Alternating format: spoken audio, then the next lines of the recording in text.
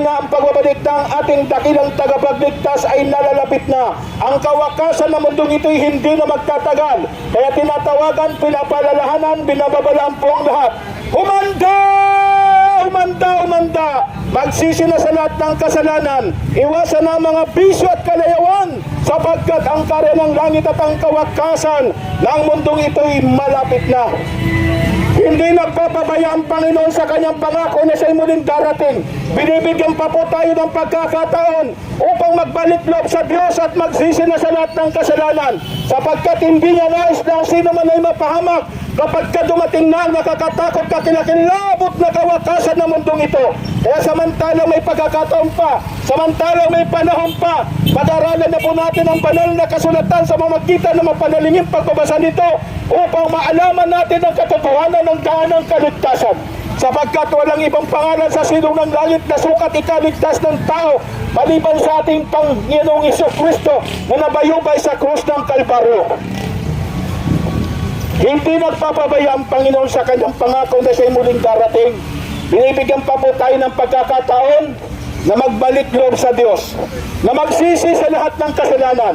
Ang kasalanan, paglabag sa mga utos ng Diyos. Ang tunay na pagsisisi ay pag-ako sa mga kasalanang nagawa at pagtalikod at pagpapahayag sa mga kasalanang ito. Magbalik loob na po sa Diyos, magsisi na sa kasalanan. Anong kabuluhan na ating makamtan ang mga bagay dito sa lupang ito kung hindi naman po tayo handa kapag dumating na ang nakakatakot kakilakilabot na kawakasan ng mundo ito? Sapagkat nasusulat sa banal na kasulatan, darating ang araw ng Panginoon biglaan lamang, na kung saan ang sangkalalitan sa araw na yan ay mapaparam kasabay na malaking ugong. Ang mga bagay sa langit ay matutunaw sa matinding init.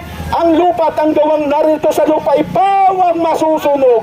Kaya nung kabuluhan na makamtan natin ang mga bagay dito sa lupang ito, kung hindi naman tayo handa kapag dumating na ang nakakatakot kapangilabot na kawakasan ng sanlibutan ito. Oh, matakot kayo sa Diyos, magbigay na ng kalwalatian kasiyahan sa Kanya, sa dahilan ay dumating na ang panahon ng Kanyang paghatol, at magsisamba na kayo sa Diyos na lumikha ng langit, ng lupa, ng dagat at ng mga bukal ng tubig. Paalala lang mga babala po, magpakasiguro na po tayo at magpakaseryoso sa ating pananampalataya sa Diyos na magsihanda sa napakalapit na pagbabalik ng Panginoon.